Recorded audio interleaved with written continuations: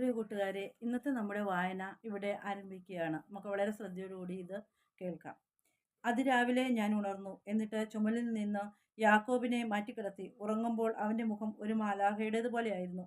ഞാൻ ശബ്ദമുണ്ടാക്കാതെ ചെന്ന് വാതിലിലൂടെ പുറത്തു കടന്നു. അപ്പോഴും വെളിച്ചം വീണു തുടങ്ങിയിരുന്നില്ല. നല്ല തണുത്ത ശുദ്ധവായു. സ്വർഗസ്നായി എൻ്റെ പിതാവിനോട് പ്രാർത്ഥിച്ചുകൊണ്ട് ഞാൻ നിരത്തിലൂടെ നടന്നു. പ്രാർത്ഥിക്കുമ്പോൾ ഉത്സാഹത്താൽ നിറഞ്ഞ്, പിതാവിൻ്റെ സ്നേഹത്താൽ നിറഞ്ഞ് ശരീരം പുതിയതായതുപോലെ അനുഭവപ്പെട്ടു. മാർഗനിർദ്ദേശത്തിനായി ഞാൻ പിതാവിനോട് യാചിച്ചു. അപ്പോൾ ഒരു ദർശനത്തിൽ ഞാൻ ജെറുസലേം ദേവാലയത്തിന്റെ പടിവാതിലുകൾ കണ്ടു. അത് ചങ്ങലയാൽ ബന്ധിക്കപ്പെട്ട് അടച്ചതായി കാണപ്പെട്ടു. എൻ്റെ പിതാവ് പറഞ്ഞു, ദേവാലയം അടയ്ക്കപ്പെട്ടിരിക്കുന്നു. എൻ്റെ മക്കളുടെ മുമ്പിൽ മാത്രമല്ല, എൻ്റെ മുന്നിലും അത് അടയ്ക്കപ്പെട്ടിരിക്കുന്നു. പടിവാതിലുകൾ തുറന്ന് നിന്റെ സ്നേഹം അടിസ്ഥാനമാക്കിക്കൊണ്ട് ദേവാലയം പുതുക്കി പണിയൂ. പിതാവേ, പടിവാതിലുകളിലൂടെ പൂട്ട് തുറക്കപ്പെടുകയും അങ്ങയുടെ സ്നേഹത്തിന് നേരെ മനുഷ്യഹൃദയം തുറക്കപ്പെടുകയും ചെയ്യും. അപ്രകാരം നമ്മുടെ മനുഷ്യ കുടുംബം സ്വർഗത്തിൽ നിത്യജീവൻ ആസ്വദിക്കുകയും ചെയ്യും. ഞാൻ പ്രതിവചിച്ചു. എൻ്റെ പുത്ര, പിശാചിനെ തോൽപ്പിക്കുവാൻ നീ ചെയ്യേണ്ടതായ യാഗം ആവശ്യമാണ്. മനുഷ്യവംശത്തിന്റെ പാപം നീ സഹിക്കുകയും അവരെ സ്നേഹത്താൽ ആവരണം ചെയ്യുകയും വേണം. നമ്മുടെ മക്കളോടുള്ള നിന്റെ സ്നേഹമാണ് അവർക്ക് പാപമോചനമേകുന്നത്. പിതാവേ, അങ്ങ് ഇച്ഛിക്കുന്നത് പോലെ പ്രവർത്തിക്കുവാനുള്ള ത്രാണി എനിക്ക് ഉണ്ടാകുമോ എന്ന് ചിലപ്പോഴൊക്കെ വിസ്മയിക്കാറുണ്ട്. എന്നാൽ നിശ്ചയമായും നമ്മുടെ മക്കളുടെ മോചനത്തിനായി ഞാൻ അത് നിവർത്തിച്ചേ മതിയാകൂ എന്നെനിക്കറിയാം. അതിനുശേഷം ഞാൻ ആ വീട്ടിലേക്ക് മടങ്ങിച്ചെന്നു. അപ്പോൾ അവിടെ പ്രാതൽ ഉണ്ടാക്കുകയായിരുന്നു. ഞാനാകട്ടെ വരാൻ പോകുന്ന കാര്യങ്ങളെക്കുറിച്ച് ഹൃദയത്തിൽ ചിന്തിച്ചുകൊണ്ടിരുന്നു. ഗുരു, അങ്ങ് ദുഃഖിതനായി കാണപ്പെടുന്നു, യോഹന്നാനാണ് പറഞ്ഞത്. ഞാൻ തിരിച്ചു വരുന്നത് എപ്പോഴും ആദ്യം ശ്രദ്ധിച്ചിരുന്നത് യോഹന്നാനാണ്.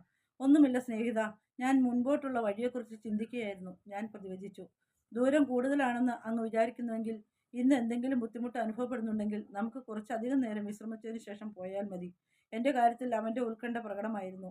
ഞാൻ നടക്കേണ്ട വഴി ഞാൻ തനിയെ നടക്കേണ്ടതാകുന്നു. ഞാൻ പറഞ്ഞു. ഒന്നും മനസ്സിലാക്കാതെ യോഹന്നാൻ പിന്നെയും പറഞ്ഞു, അങ്ങ് പറയുകയാണെങ്കിൽ ഞാൻ ലോകത്തിൻ്റെ അതിർത്തി വരെ അങ്ങയുടെ കൂടെ നടക്കും. അവൻ്റെ മനം നൊന്തത് മുഖത്ത് തെളിഞ്ഞു. അതിനാൽ ഞാൻ പറഞ്ഞു, യോഹന്നാനെ, എൻ്റെ പ്രിയപ്പെട്ട യോഹന്നാനെ, എനിക്ക് വേണ്ടി നീ ഒരുപാട് ദൂരം സഞ്ചരിക്കുകയും അപ്പോഴൊക്കെ ഞാൻ നിന്റെ കൂടെ ഉണ്ടായിരിക്കുകയും ചെയ്യും. എൻ്റെ നിരന്തരമായ സാമീപ്യം ഒരുപക്ഷെ നീ തിരിച്ചറിയില്ലായിരിക്കും. മാർഗം കാണിച്ചു തരുന്ന വഴിയെക്കുറിച്ചാണ് ഞാൻ പറയുന്നത്. അവരുടെ യഥാർത്ഥമായ ഭവനം തേടിയുള്ള യാത്രയിൽ പലരും ആ വഴിയെ അനുഗമിക്കുന്നതാണ്. ഗുരു, പലപ്പോഴും അങ്ങനെ ആശയക്കുഴപ്പത്തിലാക്കുന്നു. അങ്ങ് സംസാരിക്കുമ്പോൾ എനിക്കൊന്നും മനസ്സിലാകുന്നില്ല, യോഹന്നാൻ പ്രതിവചിച്ചു. ഇപ്പോൾ ഭക്ഷണം കഴിക്കാം, ഞാൻ പറഞ്ഞു. നമുക്ക് പിന്നീട് സംസാരിക്കാം. കാലാന്തരത്തിൽ നിനക്ക് എല്ലാം മനസ്സിലാകുന്നതാണ്. ഞങ്ങൾ കഫർനാമിലെത്തി. അവിടം ആളുകളെ കൊണ്ട് നിറഞ്ഞിരുന്നു. ക്രയവിക്രയം നടത്തുന്നവരുടെ തിരക്ക്, വല്ലാത്ത തിരക്ക്. അവർ അത് ആസ്വദിക്കുകയായിരുന്നു. തിരക്ക് കൂടുതൽ കാരണം അവർ പലപ്പോഴും ദൈവത്തെ മറന്നുപോയി. ഞാനും എൻ്റെ അനുയായികളും പിതാവിനോട് പ്രാർത്ഥിക്കുന്നതിന് സിനഗോഗ് ലക്ഷ്യമാക്കി നടന്നു.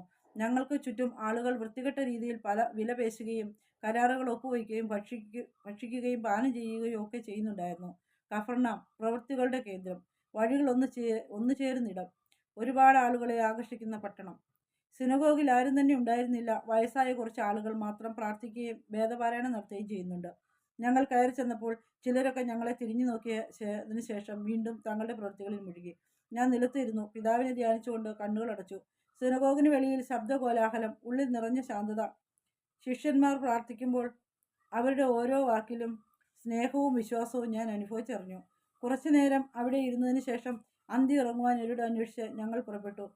അന്ത്രയോസിനെയും കൂട്ടി യൂദാസ് കറിയോത്ത താമസ സൗകര്യം ലഭിക്കുമെന്ന് അന്വേഷിക്കുവാൻ പോയി. ഞങ്ങൾ ഒരിടത്ത് കാത്തിരുന്നു. സാപത്തിലൊഴികെ ബാക്കി എല്ലാ ദിവസവും തിരക്ക് പിടിച്ച് ഓടി നടന്ന ഒരു മനുഷ്യനെക്കുറിച്ച് ഞാൻ നിങ്ങളോട് പറയട്ടെ. സാപത്ത് നാളിലും പലതും പ്രവർത്തിക്കണമെന്ന് അയാൾക്ക് ആഗ്രഹമുണ്ടായിരുന്നു. എന്നാൽ സാപത്ത് ദിവസം വിശുദ്ധമായി ആചരിക്കണമെന്ന് അറിയാവുന്നതുകൊണ്ട്, അന്നേ ദിവസം ദൈവത്തിന് കാഴ്ച അർപ്പിക്കണം എന്നും അറിയാവുന്നതുകൊണ്ട് ജോലി ചെയ്യുന്നതിൽ നിന്നും അയാൾ വളരെ പണിപ്പെട്ട് സ്വയം തടഞ്ഞു നിർത്തിയിരുന്നു. അയാളുടെ ഇപ്രകാരമുള്ള പെരുമാറ്റ രീതികൾ അയൽവാസികൾക്ക് പരിഹാസ വിഷയമായി. എന്നാൽ ഈ അയൽക്കാർക്കാകട്ടെ യാതൊരു തിരക്കുമില്ല. അവർ എല്ലാ കാര്യങ്ങളും വളരെ സാവധാനത്തിൽ ചെയ്തിരുന്നു. സാപത്തിൽ അവർ ദൈവത്തെ ആരാധിക്കുന്നതായി നടിച്ചു. ആരും കണ്ടില്ലെങ്കിൽ അന്നേ ദിവസം അവർ ചിലതൊക്കെ ചെയ്തും പോന്നു. തിരക്കുള്ള ഈ മനുഷ്യനാകട്ടെ കഠിനാധ്വാനം ചെയ്ത് കുടുംബം പുലർത്തുകയും ശരിയായി തന്നെ ദശാംശം കൊടുക്കുകയും ചെയ്തു പോന്നു.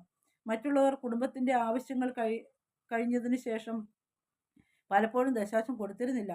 കഠിനാധ്വാനിയായ ആ മനുഷ്യന് തിരക്കേറിയ ജീവിതത്തിനിടയിലും ദൈവത്തിനു വേണ്ടി സമയം കണ്ടെത്തുവാൻ സാധിച്ചു. എന്നാൽ ധാരാളം സമയം പാഴാക്കുവാൻ പോലും ഉണ്ടായിരുന്ന അയൽവാസികൾക്ക് ദൈവത്തിന് നൽകുവാൻ നിർബന്ധിതമായ സമയം മാത്രമേ ഉണ്ടായിരുന്നുള്ളൂ. തിരക്കുള്ള അയാൾ മരിച്ചപ്പോൾ പിതാവായ അബ്രഹാം മുമ്പിൽ വന്നിട്ട് പറഞ്ഞു, നിന്റെ ജീവിതം തിരക്കേറിയതായിരുന്നു. എന്നിരുന്നാലും നീ ദൈവത്തെ സ്നേഹിക്കുവാനും ബഹുമാനിക്കുവാനും സമയം കണ്ടെത്തി. നിനക്ക് സ്വർഗത്തിലേക്ക് സ്വാഗതം.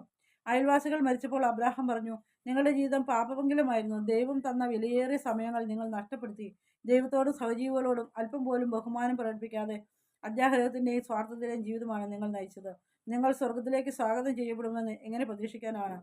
അയൽവാസികൾ പറഞ്ഞു, തിരക്ക് പിടിച്ച് ഓടി നടന്നുകൊണ്ട് ഞങ്ങളെ തന്നെ നശിപ്പിക്കുവാൻ ഞങ്ങൾ ആഗ്രഹിച്ചില്ല. എന്നാൽ തക്കതായ കാരണങ്ങൾ ഇല്ലാത്തപ്പോഴൊക്കെയും ഞങ്ങൾ സാബത്ത് ആചരിച്ചിരുന്നു. അബ്രാഹാം പ്രതിവചിച്ചു, കാപട്യം നിറഞ്ഞവരെ, നിങ്ങൾ നിങ്ങളെ തന്നെ കബളിപ്പിക്കുന്നു. ദൈവത്തിന് ആരാധന അർപ്പിക്കുവാൻ ആവശ്യപ്പെട്ടിരിക്കുന്ന ആ ഒരു ദിവസം എപ്പോഴാണ് ദൈവത്തിന് സ്തുതികൾ അർപ്പിക്കാതിരിക്കുവാൻ തക്കതായ കാരണമുണ്ടാകുന്നത്? നിങ്ങൾ തിരക്കുള്ള ജീവിതമാണ് നയിച്ചിരുന്നതെങ്കിൽ സാബത്ത് ദിവസം ദൈവത്തോടു കൂടി വിശ്രമിക്കുന്നത് കൊണ്ട് നിങ്ങൾക്ക് അഭിവൃദ്ധി ഉണ്ടാകുമായിരുന്നു. നിങ്ങൾക്ക് മുന്നേറുവാൻ ആവശ്യമായിരുന്ന ശക്തി അവിടുന്ന് തരുമായിരുന്നു. നിങ്ങൾ പരിഹസിച്ചുകൊണ്ടിരുന്ന ആ മനുഷ്യനെ നോക്കൂ, അയാൾക്ക് എപ്പോഴും തിരക്കായിരുന്നു. എങ്കിലും ദൈവത്തിൻ്റെ സാബത്ത് ആചരിച്ചു പോന്നു. നിറഞ്ഞു നിൽക്കുന്ന ജീവിതശൈലിയാണ് ഒരാളുടേതെങ്കിലും ദൈവത്തിൻ്റെ കൂടെ ചെലവഴിക്കുവാൻ സമയം കണ്ടെത്താനാകുമെന്ന് അയാൾ ജീവിച്ചു കാണിച്ചു തന്നു. നിങ്ങളോ ശൂന്യമായ ജീവിത രീതി നയിച്ചുകൊണ്ടിരുന്നു. എന്നിട്ടും ദൈവത്തിന് നൽകുവാൻ സമയമില്ലായിരുന്നു. അബ്രഹാം സ്വർഗത്തിൻ്റെ പടിവാതിൽ അവർക്ക് മുമ്പാകെ അടയ്ക്കുകയും അവരെ നിത്യമായ നരകത്തിലേക്ക് അയക്കുകയും ചെയ്തു.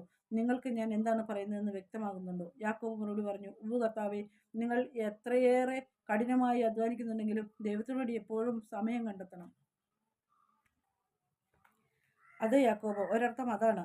ഞാൻ പറഞ്ഞു. ബർത്തലോമ്യ പറഞ്ഞു, കർത്താവെ, നമ്മൾ അലസരായി വെറുതെ സമയം കളയരുതെന്നും സാബത്ത് ദിവസം വിശുദ്ധമായി ആചരിക്കണമെന്നും ഇതിൽ നിന്ന് മനസ്സിലാക്കാം. കൊള്ളാം, നല്ല വ്യാഖ്യാനം ബർത്തലോമ്യോ. എന്നാൽ മറ്റു ചിലതുകൂടിയുണ്ട്. ഞാൻ മറുപടി പറഞ്ഞു. അവർ പരസ്പരം നോക്കി. എന്നാൽ അവർ പറഞ്ഞതിനപ്പുറം മറ്റൊന്നും കാണുവാൻ അവർക്ക് സാധിക്കുന്നില്ല. അതിങ്ങനെയാണ്. ജീവിതം ദൈവത്തിൽ നിന്ന് ലഭിക്കുന്ന ഒരു ദാനമാണ്. അലസനാവുക അല്ലെങ്കിൽ ജീവിതം പാഴാക്കി കളയുക എന്നത് ദൈവത്തിൻ്റെ ദാനം നിരസിക്കലും. പലപ്പോഴും ആളുകൾ അവരവരുടെ ചുമതലകളിൽ നിന്നും ഒഴിഞ്ഞു മാറാൻ ശ്രമിക്കാറുണ്ട്. അവർ ചെയ്യേണ്ടതായ കാര്യങ്ങൾ ചുരുക്കി അത് മറ്റുള്ളവർ ചെയ്യട്ടെ എന്ന് കരുതുന്നു. അവർ വിശ്വസിക്കുന്നത് ഇങ്ങനെയാണ്, ഇത് ആരും അറിയാതെ അങ്ങ് കഴിഞ്ഞുകൂട്ടിയാൽ പിന്നെ കുഴപ്പമൊന്നുമില്ല. ദൈവവും അറിയുന്നുവെന്ന കാര്യമാണ് അവർ മറന്നു കളയുന്നത്. എന്നാൽ സൃഷ്ടാവിനെ അഭിമുഖീകരിക്കേണ്ടതായ സമയം വന്നെത്തുമ്പോൾ ദൈവം തനിക്ക് നൽകിയതായ ദാനം കൊണ്ട് താൻ എന്താണ് ചെയ്തതെന്ന് അവൻ തിരിച്ചറിയുന്നു. നീ അത് നഷ്ടപ്പെടുത്തുകയാണ് ചെയ്തതെങ്കിൽ നിനക്ക് പ്രതിഫലമില്ല. എന്നാൽ ദൈവത്തിന് വേണ്ടി ഫലം പുറപ്പെടുവിക്കുന്ന ഒരു ജീവിതമാണ് നിങ്ങളുടേതെങ്കിൽ നിത്യജീവിതം കൊണ്ട് നിങ്ങൾ സമ്മാനിതരാകും. ഓർക്കുക, ദൈവം നിങ്ങൾക്ക് ദാനം തരുന്നത് അത് ഉപയോഗിക്കാനാണ്, പാഴാക്കി കളയുവാനല്ല. ഇന്നത്തെ നമ്മുടെ വായന ഇവിടെ അവസാനിക്കുകയാണ്. നമുക്ക് പ്രതീക്ഷയോടെ അടുത്ത ദിവസത്തെ വായനയ്ക്ക് വേണ്ടി കാത്തിരിക്കാം.